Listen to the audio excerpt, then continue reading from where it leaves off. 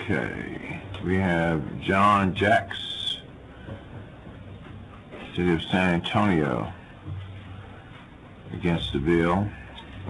Good afternoon, Chairman, members of the committee. My name is John Jacks with the City of San Antonio.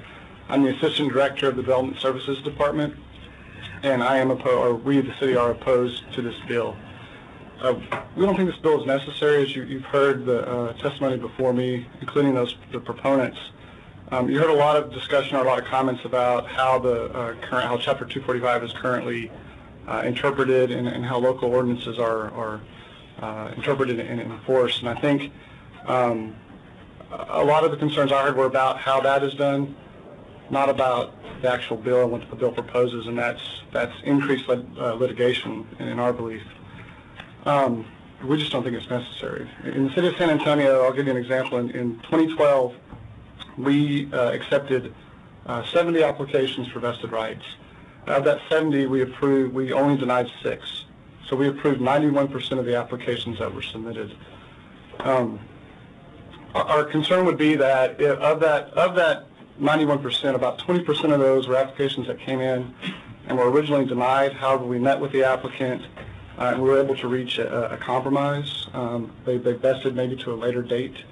Of that 20%, had those individuals had the opportunity to sue the city for damages, of that 20%, how many of those would have gone to litigation?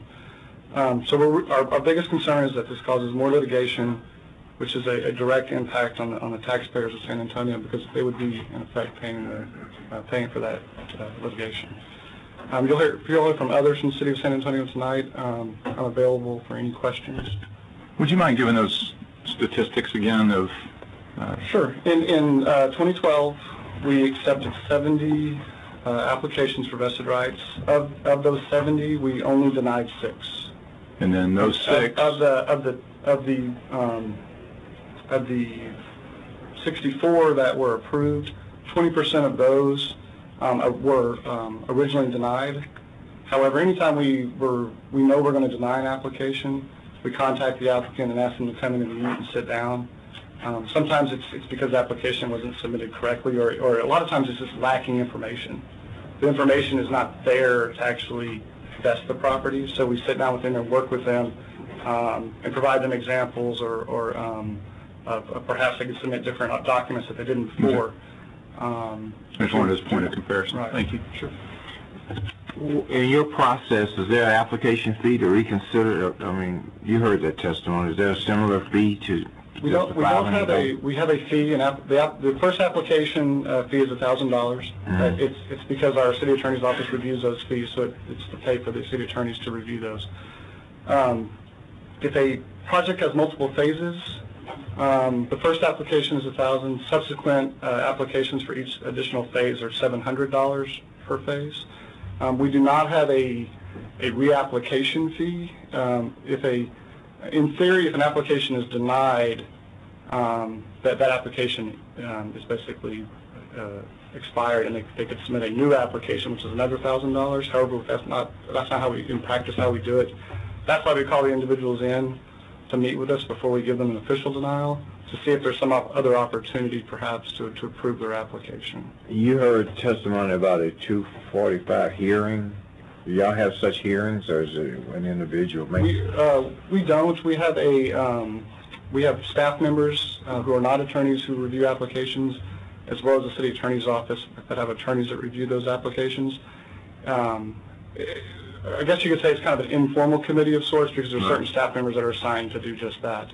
If there is an appeal process, ultimately, if we can't come to a compromise, they can appeal the denial to our planning commission, who has the authority to overturn the director's decision to deny it.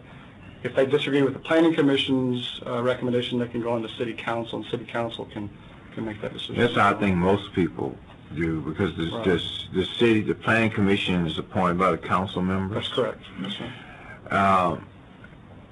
The testimony I think I heard, and we will have somebody coming up from the city of Austin, was that this review was before assistant city attorneys, mm-hmm. and and staff people. Right. And when we have the same process, The I initial wouldn't call it a process. committee. Yeah. There's not a formal committee that if someone can go to first. They do, but they do call. I get probably once a week. I get calls from individuals wanting to come in and meet with me and the staff that reviewed the applications to talk about the application and see if there's some opportunity to approve it. So, any more questions? Thank you, sir. Sure. Chris Mosley, City of Fort Worth. Good afternoon. I'm Chris Mosley with the City Attorney's Office in Fort Worth, and I oppose the bill. We too believe, we join the chorus, we think that this bill unnecessarily financially burdens cities.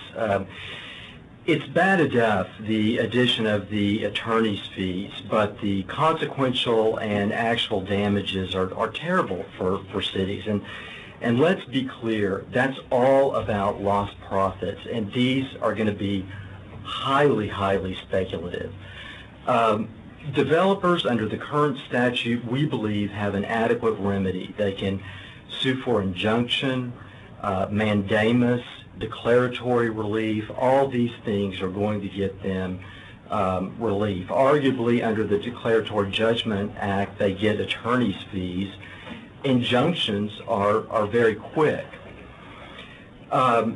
We believe that this House Bill 3088 would encourage litigation, and right now there is very little litigation in Fort Worth over vested rights. In fact, I polled our City Attorney's Office before I left from Fort Worth, and we can't ever remember any litigation over vested rights. I think that this would turn it around because you would give developers an incentive to go after lost profits, which are, again, going to be very, very speculative. So, final word, don't punish all cities because of one city's wrongs. Legitimate disputes may arise, but adequate remedies exist currently. Don't make us argue over lost profits. I understand that Austin has repealed their ordinance, and that really puts them in a position that the city of Fort Worth is in right now. We don't have an ordinance under 245. We follow the text of the statute, and I really think that's one of the reasons why we have so few problems. It sounds like we have a very different relationship with our developers as well. We're always able to work something out. Well, I was going to say the exact same thing. I think Fort Worth is a unique place in the state, and it's a wonderful place to do business, and we encourage all developers to come to Fort Worth. This isn't an EDC. Yes. Any more questions? Anything pertinent to this hearing? Thank you, sir. Thank you. Okay. We have Melissa Ramirez, City of San Antonio.